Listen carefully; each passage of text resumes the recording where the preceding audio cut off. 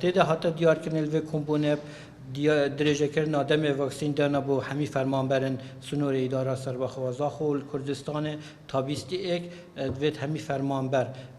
واکسینا ایکو دوی ورگرد بن دو پات هاته کردن سرپیگیری خارن سنوری خاصتا خالد گمرکا کو همی لازمه پشکنینا ویروس کرونا یعنی کو کمترش 24 ساعتا الگل خدانی بد هک کارتا واکسینی جی هبت هیچ چتر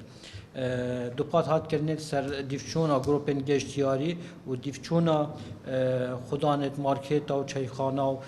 جهت گشتیاری و همی لازمه پابند بمرینمان وزارت ساخلمیه بستنا ماسکا دیراتیا جواکی و همی کارمندتوان اول ویره شول کن خدانی و حتی پاقشکری که واکسین لازمه هات ورگرتن اف به گوهرینی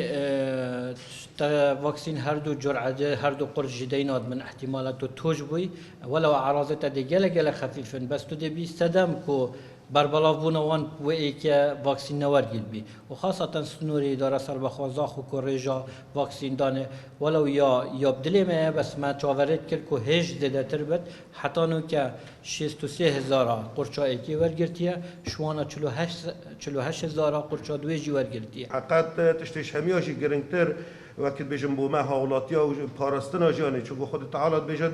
ولا تلقوا بأيديكم إلى التهلكة بت أم خنا بنت هلاك دا أمد بين أم روجانا عزيزة خل دست دين أم روجانا نخوشت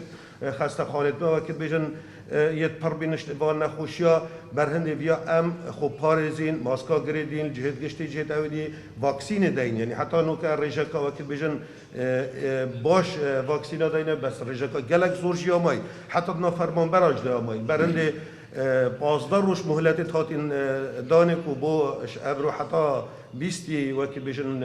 هیوه هر فرمانبره که مایی یا واکسین دایند اگر هاتو واکسین نداینا پشتی 20